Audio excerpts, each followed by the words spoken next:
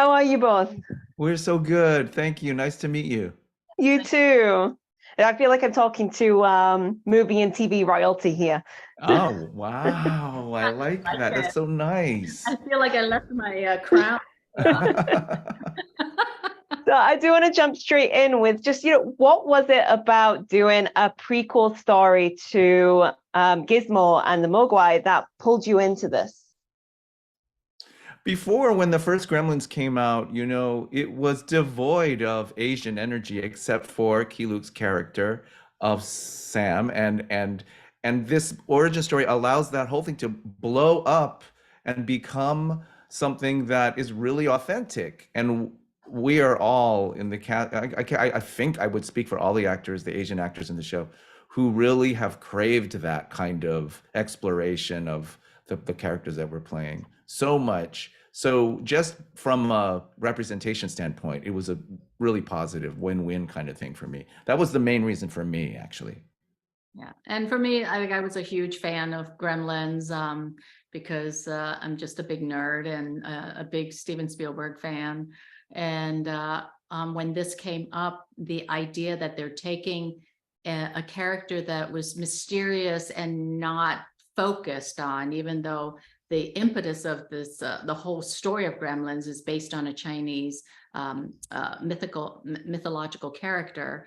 Then taking Mr. Wing and giving him his own origin story and building this elaborate, wonderful, magical world around him with his parents. I play Fong, and BD plays Hong. They're the mom and dad of Sam Wing, and then we had James Hong being grandpa. And we go on these adventures together and explore Chinese culture and mythology and magic. I think it's a wonderful family story, but it's also a story that will help to enlighten the audience about the Chinese culture and yet have fun with it and find things that they could relate to it. So it's all those elements. So one of the things I was saying to say earlier on, that he managed to beautifully bring in Chinese culture and entertainment all at the same time and mesh it together and have all this lore that just comes out, and then the artwork on top of that. Oh, the artwork is amazing. I love the little It's beautiful color qualities to a lot of the animation, because a lot of digital animation can also have very hard lines and be flat. And the fact that they were able to create this depth, like some of the water, color paintings, and then using Chinese instruments in a lot of the composition, it really, is rooted in history and authenticity. And it's not just arbitrary.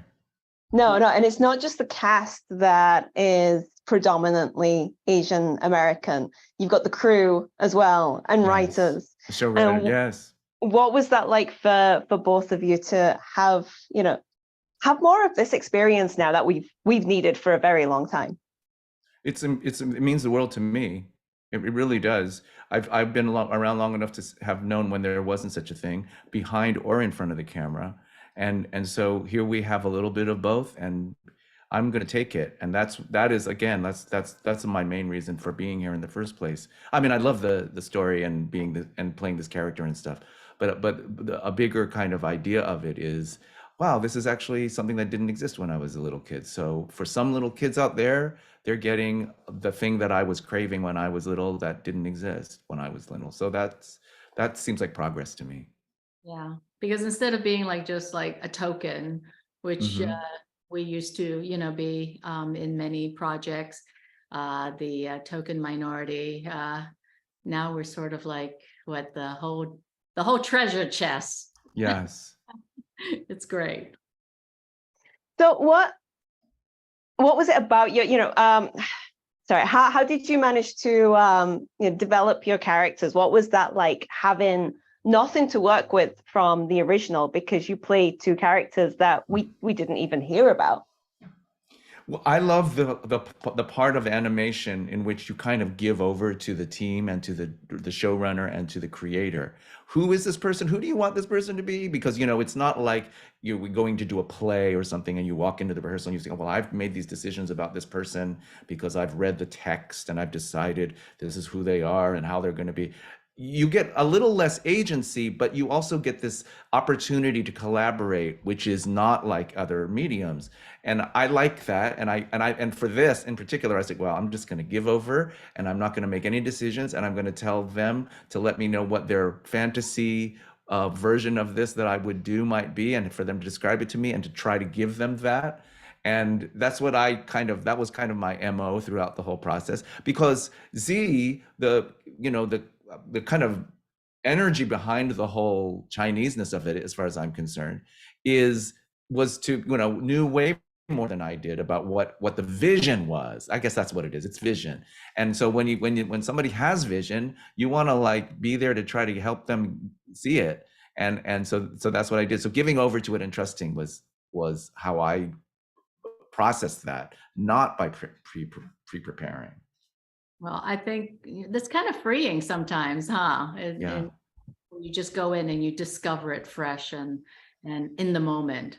But for me, I think being a parent for the last 20 plus years and BD as well, it's unlike the other characters that I've played where it's just completely the opposite of who I am. And to be able to play someone closer to my heart, being a parent, knowing those instincts, knowing the motivation behind it. And it was just lovely to portray someone like Fong that shares so much of those elements with me in common. Yeah, that's nice. Yeah, it was really, it was easy on the one hand, and I just think that there's more to be discovered, especially now that we got picked up for season 2.